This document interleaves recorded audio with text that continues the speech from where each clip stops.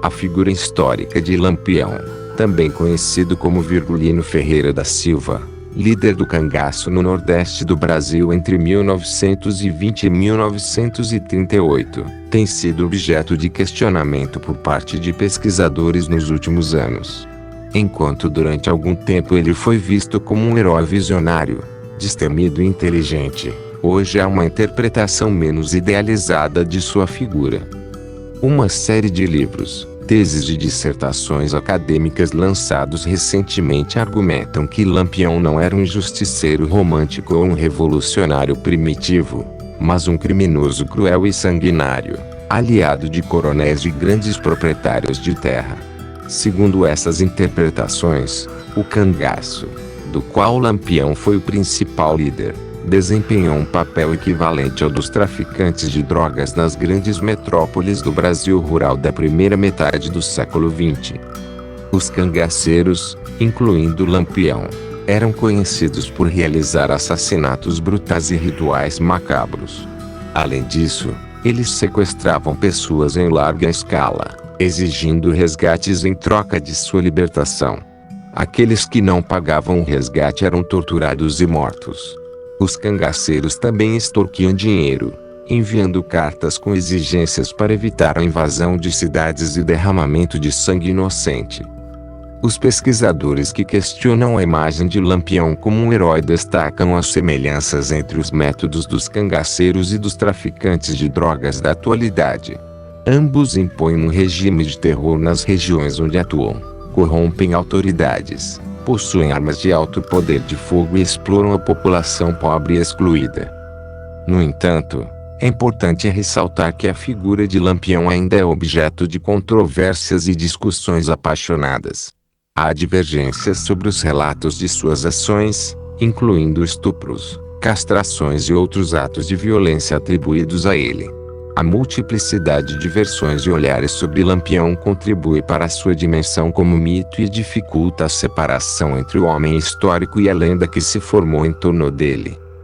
É importante reconhecer que a história do cangaço e de Lampião é complexa e envolve diferentes perspectivas. Enquanto alguns pesquisadores questionam seu papel histórico e sua imagem de herói, outros continuam a estudar e interpretar sua vida e legado de maneiras diversas. Um guerreiro visionário, destemido e inteligente. Ninguém nega as virtudes de Lampião. Agora pesquisadores questionam o verdadeiro papel histórico de Virgulino Ferreira.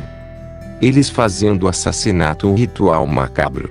O longo punhal, de até 80 centímetros de comprimento, era enfiado com um golpe certeiro na base da clavícula, a popular saboneteira, da vítima. A lâmina pontiaguda cortava a carne, seccionava artérias, perfurava o pulmão, trespassava o coração e, ao ser retirada, produzia um esguicho espetaculoso de sangue. Era um policial ou um delator a menos na caatinga, e um morto a mais na contabilidade do cangaço. Quando não matavam, faziam questão de ferir, de mutilar, de deixar cicatrizes visíveis, para que as marcas da violência servissem de exemplo. Desenhavam a faca feridas profundas em forma de cruz na testa de homens. Desfiguravam o rosto de mulheres com ferro quente de marcar o gado. Exatos 70 anos após a morte do principal líder do cangaço, Virgulino Ferreira da Silva, o Lampião, a aura de heroísmo que durante algum tempo tentou se atribuir os cangaceiros cede terreno para uma interpretação menos idealizada do fenômeno. Uma série de livros, teses e dissertações acadêmicas lançados nos últimos anos defende que não faz sentido cultuar o mito de um Lampião idealista, um revolucionário primitivo, insurgente contra a opressão do latifúndio e a injustiça do sertão nordestino. Virgulino não seria um justiceiro romântico, um Robin Hood da Caatinga, mas um criminoso cruel e sanguinário, aliado de coronéis e grandes proprietários de terra. Historiadores, antropólogos e cientistas sociais contemporâneos chegam à conclusão nada confortável para a memória do cangaço. No Brasil rural da primeira metade do século XX, a ação de bandos como o de Lampião desempenhou um papel equivalente ao dos traficantes de drogas que hoje sequestram, matam e corrompem nas grandes metrópoles do país. Cangaceiros e traficantes. Foram os cangaceiros que introduziram o sequestro em larga escala no Brasil. Faziam reféns em troca de dinheiro para financiar novos crimes. Caso não recebessem o resgate, torturavam e matavam as vítimas, a tiro ou punhaladas. A extorsão era outra fonte de renda. Mandavam cartas, nas quais exigiam quantias astronômicas para não invadir cidades, atear fogo em casas e derramar sangue inocente. Ofereciam salvo-condutos, com os quais garantiam proteção a quem lhes desse abrigo e cobertura, os chamados coiteiros. Sempre foram implacáveis com quem atravessava seu caminho, estupravam, castravam, aterrorizavam. Corrompiam oficiais militares e autoridades civis, de quem recebiam armas e munição. Um arsenal bélico sempre mais moderno e com maior poder de fogo que aquele utilizado pelas tropas que os combatiam. A violência é mais perversa e explícita onde está o maior contingente de população pobre e excluída. Antes o banditismo se dava no campo, hoje o crime organizado é mais evidente na periferia dos centros urbanos, afirma a antropóloga Lugar de Oliveira Cavalcante e Barros, professora da Universidade do Estado do Rio de Janeiro e autora do livro A Derradeira Gesta, Lampião e Nazarenos Guerreando no Sertão. A professora aponta as semelhanças entre os métodos dos cangaceiros e dos traficantes. A maioria dos moradores das favelas de hoje não é composta por marginais. No sertão, os cangaceiros também eram minoria. Mas, nos dois casos, a população honesta e trabalhadora se vê submetida ao regime de terror imposto pelos bandidos, que ditam as regras e vivem à custa do medo coletivo. Além do medo, os cangaceiros exerciam fascínio entre os sertanejos. Entrar para o cangaço representava, para um jovem da Caatinga, ascensão social. Significava o ingresso em uma comunidade de homens que se gabavam de sua audácia e coragem, indivíduos que trocavam a moedorra da vida camponesa por um cotidiano repleto de aventuras e perigos. Era uma via de acesso ao dinheiro rápido e sujo de sangue, conquistado a ferro e a fogo. São evidentes as correlações de procedimentos entre cangaceiros de ontem e traficantes de hoje. A rigor, são velhos professores e modernos discípulos, afirma o pesquisador do tema Melquiades Pinto Paiva, autor de Ecologia do Cangaço e membro do Instituto Histórico e Geográfico Brasileiro. Homem e lenda. Virgulino Ferreira da Silva reinou na Caatinga entre 1920 e 1938. A origem do cangaço, porém, perde-se no tempo. Muito antes dele, desde o século XVIII, já existiam bandos armados agindo no sertão, particularmente na área onde vingou o ciclo do gado no Nordeste, território onde campeava a violência, a lei dos coronéis, a miséria seca. A palavra cangaço, segundo a maioria dos autores, derivou de canga, peça de madeira colocada sobre o pescoço dos bois de carga. Assim como o gado, os bandoleiros carregavam os pertences nos ombros. Um dos precursores do cangaço foi o lendário José Gomes, o endiabrado cabeleira, que aterrorizou as terras pernambucanas por volta de 1775.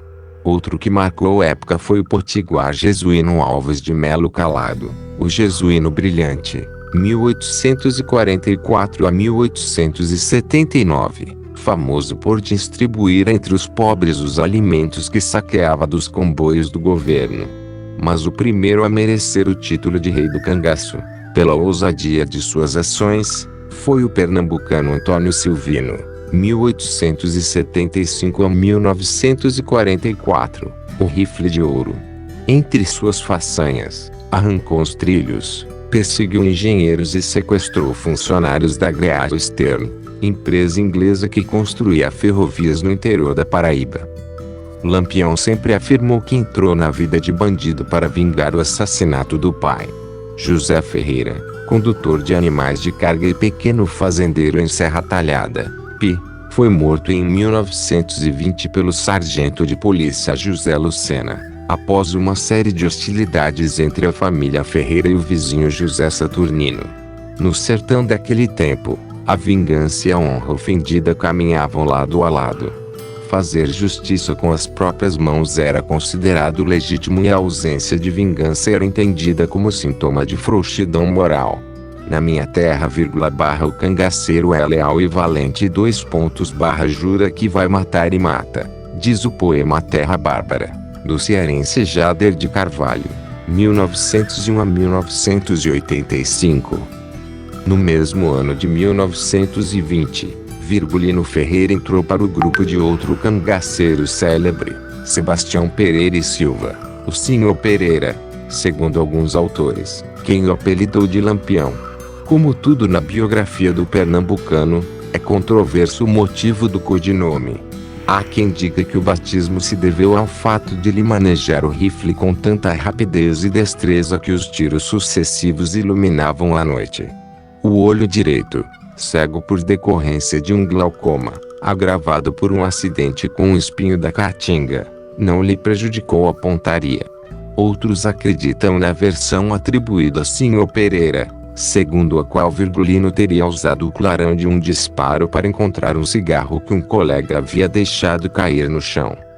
O cangaço não tinha um líder de destaque desde 1914, quando Antônio Silvino foi preso após um combate com a polícia.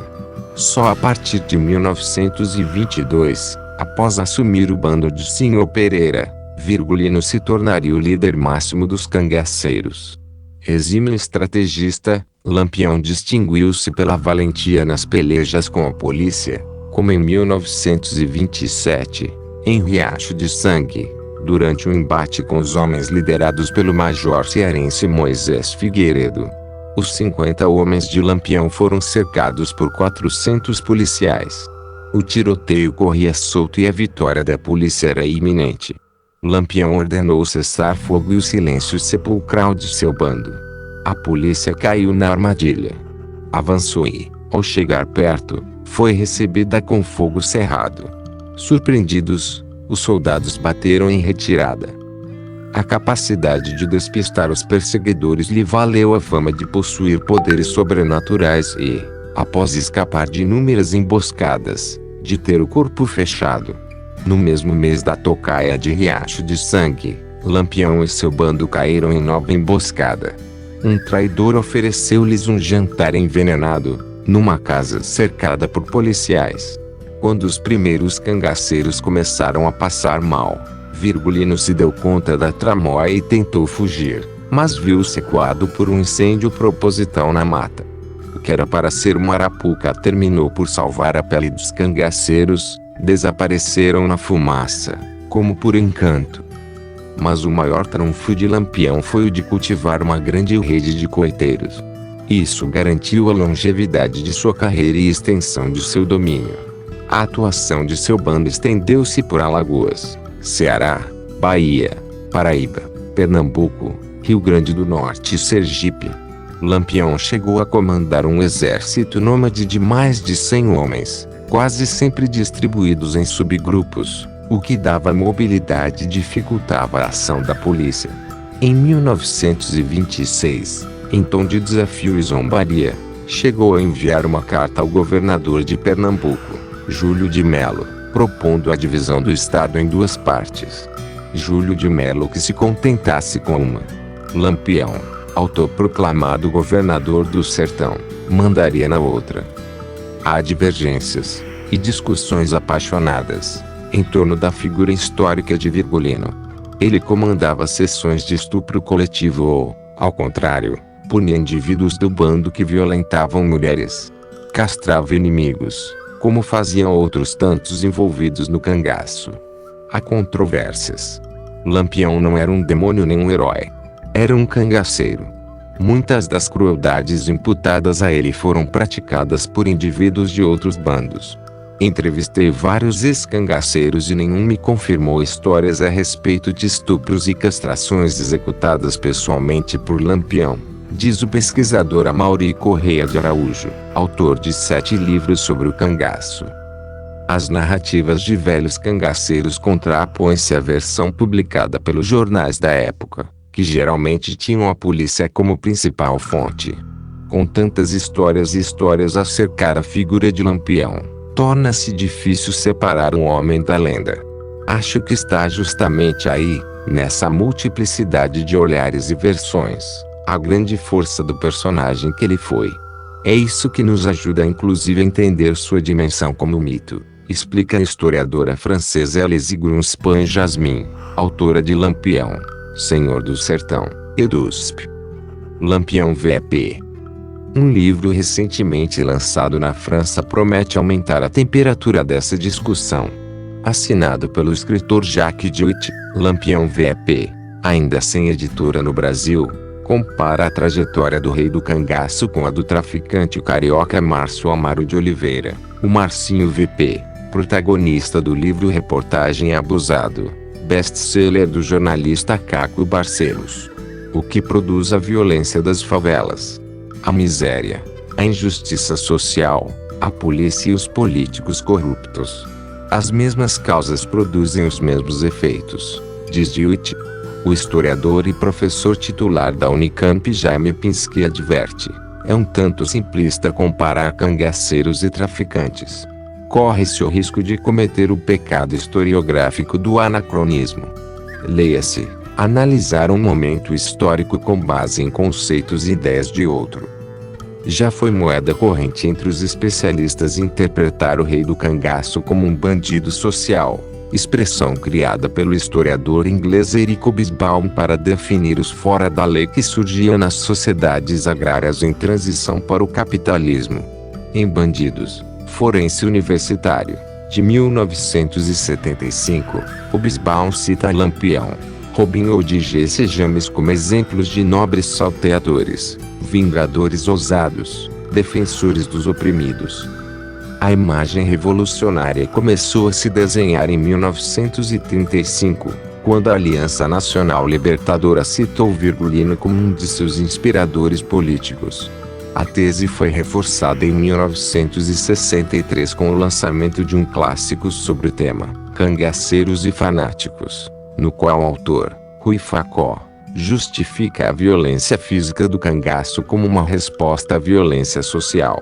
Na mesma época, o deputado federal Francisco Julião, representante das ligas camponesas e militante político pela reforma agrária, declarava que Lampião era o primeiro homem do Nordeste a batalhar contra o latifúndio e a arbitrariedade.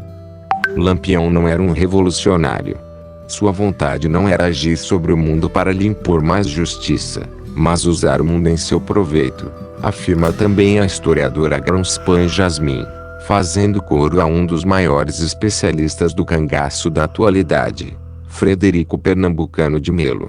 Pesquisador da Fundação Joaquim Nabuco e autor de Guerreiros do Sol, Violência e Banditismo no Nordeste Brasileiro, Melo diz que o cangaceiro e o coronel não eram rivais. Os coronéis ofereciam armas e proteção aos cangaceiros, que, em troca, forneciam serviço de milícia.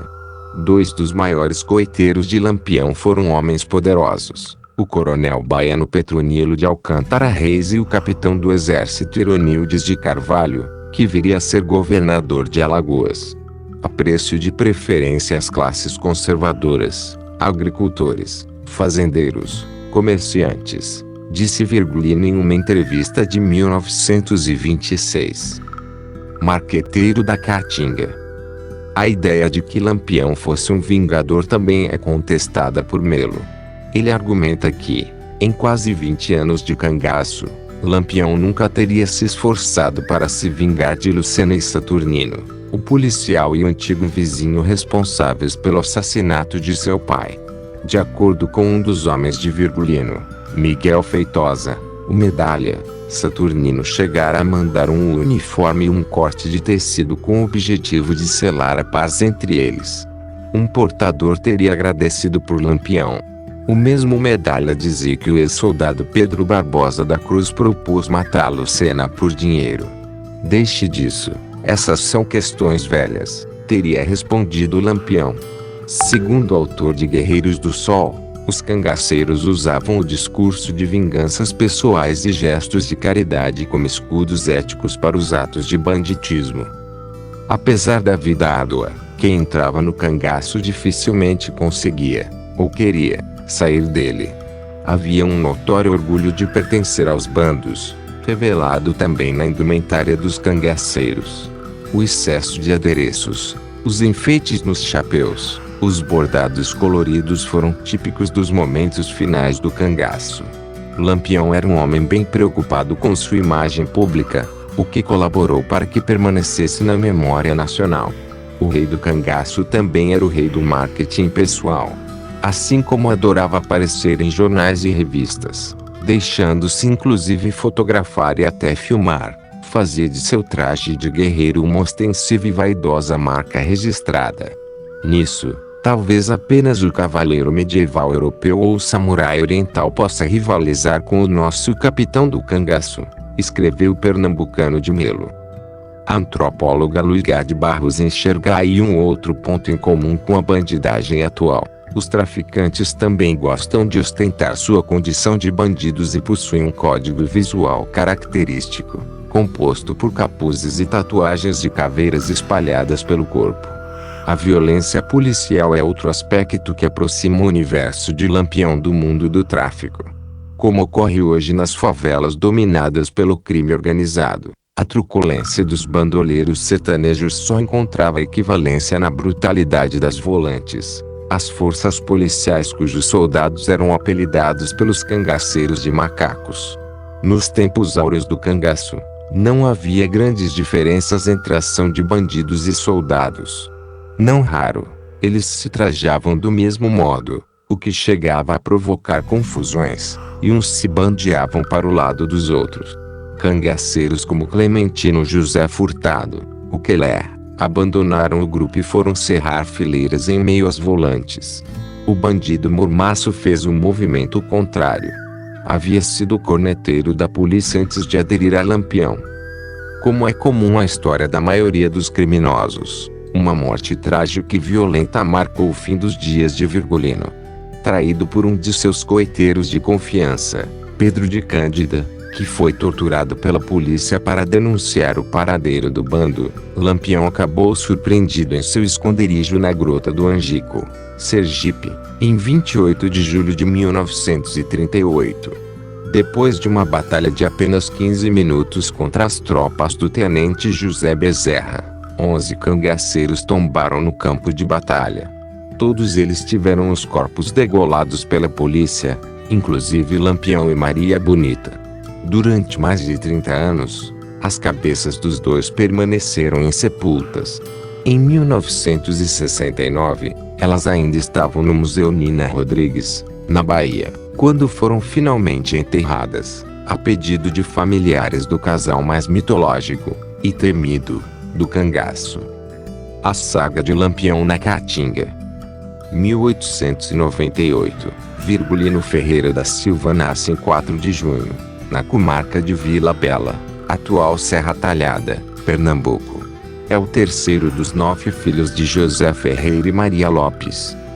1915, começa a briga entre a família Ferreira e a do vizinho José Saturnino.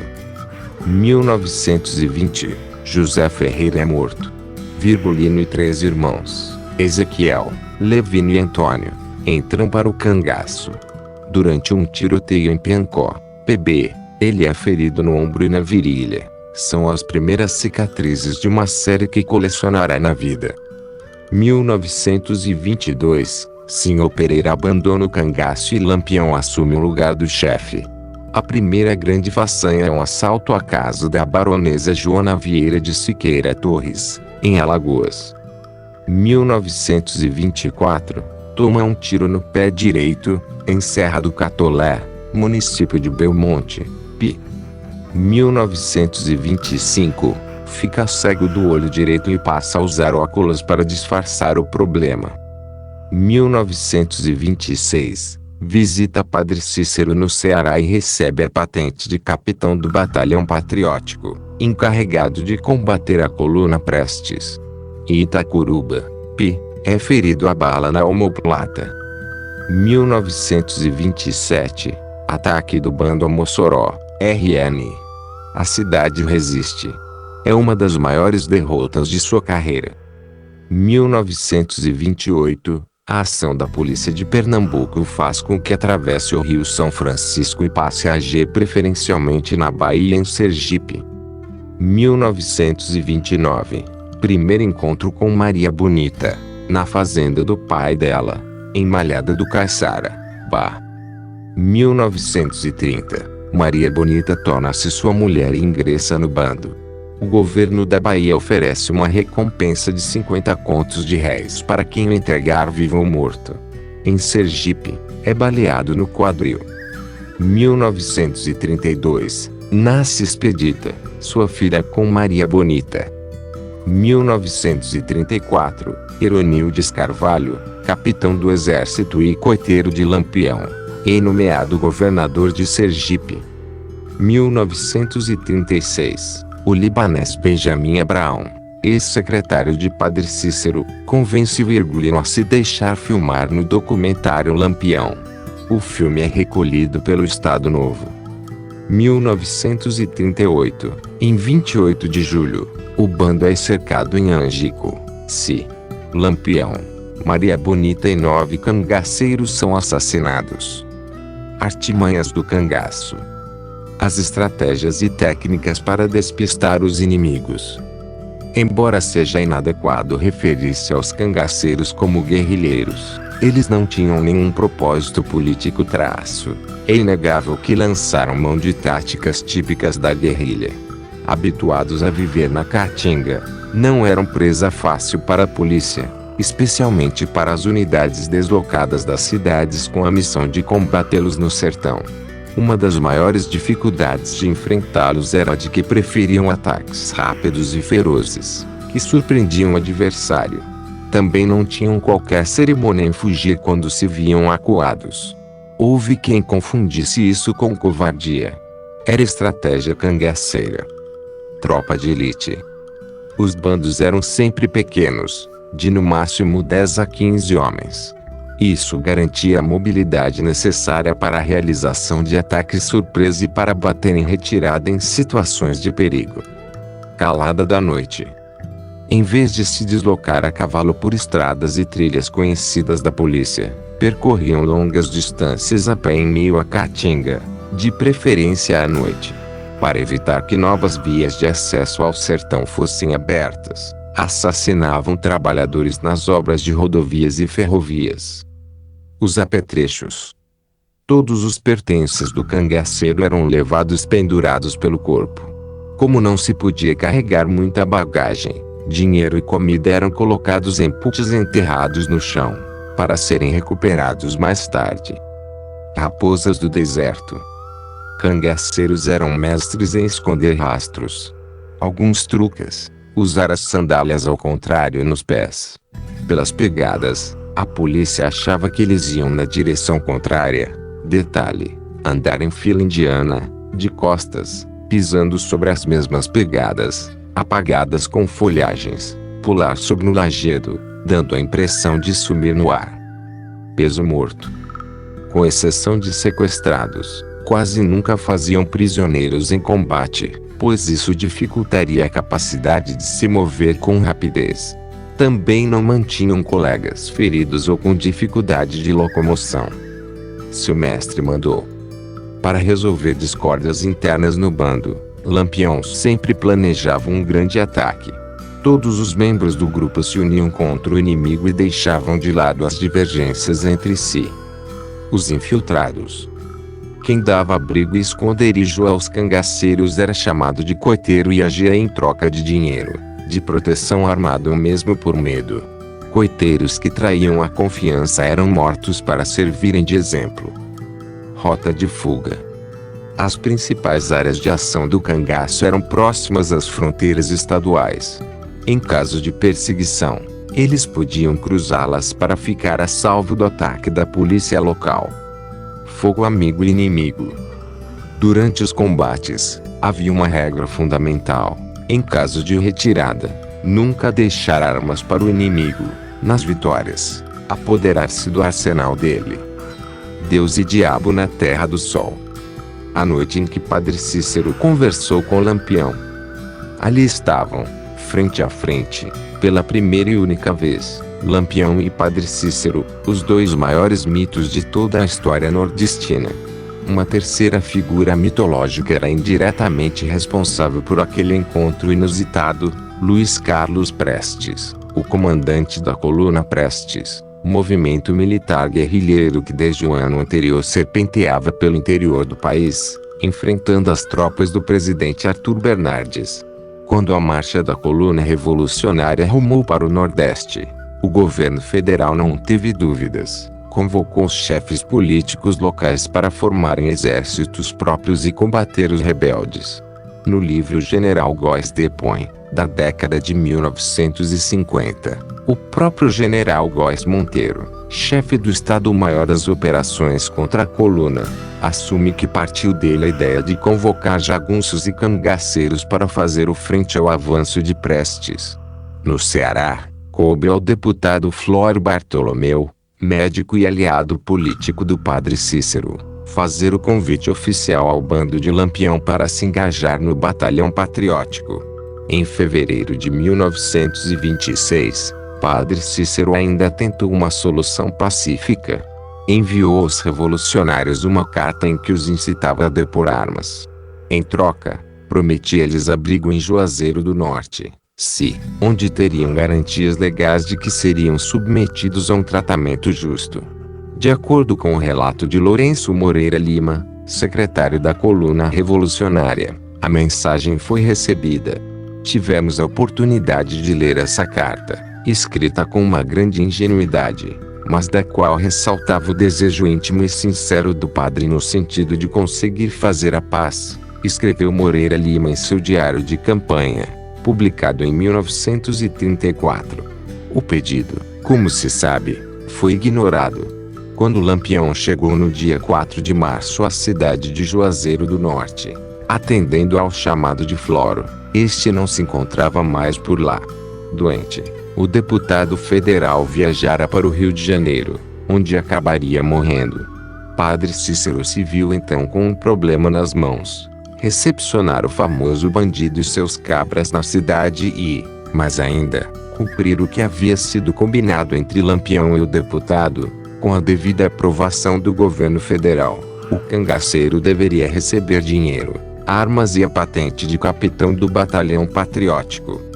Lampião e outros 49 cangaceiros ocuparam uma casa próxima à fazenda de Floro, nas imediações da cidade, e, em seguida, alojaram-se em Juazeiro do Norte, no sobrado onde residia João Mendes de Oliveira, conhecido poeta popular da região. Foi lá que, da janela, Virgulino atirou moedas ao povo e onde, durante a madrugada, Padre Cícero encontrou o bando. Os bandidos, ajoelhados em deferência ao sacerdote, teriam ouvido o padre tentar convencer seu líder a largar o cangaço logo após voltar-se da campanha contra Prestes.